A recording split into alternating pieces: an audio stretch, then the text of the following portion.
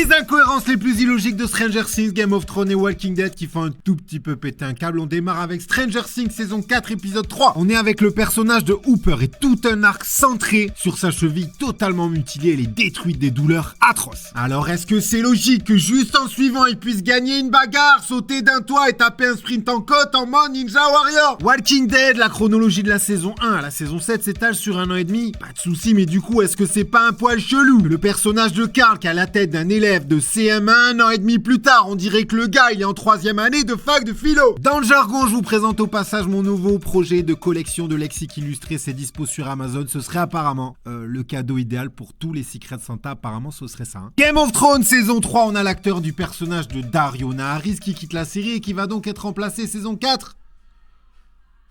Ok, mais est-ce que pour jouer le même rôle, il vaut pas mieux que les deux acteurs se ressemblent, ils sont opposés? Qui est Stranger Things, saison 1, épisode 1. Comment voulez-nous faire croire à la véracité de cette partie de cartes entre deux policiers, alors que ce flic montre clairement son jeu à son adversaire? Dans le jargon, il y a un compte sur les réseaux sociaux. Si j'avais pas dit, il y a le lien qui est en bio.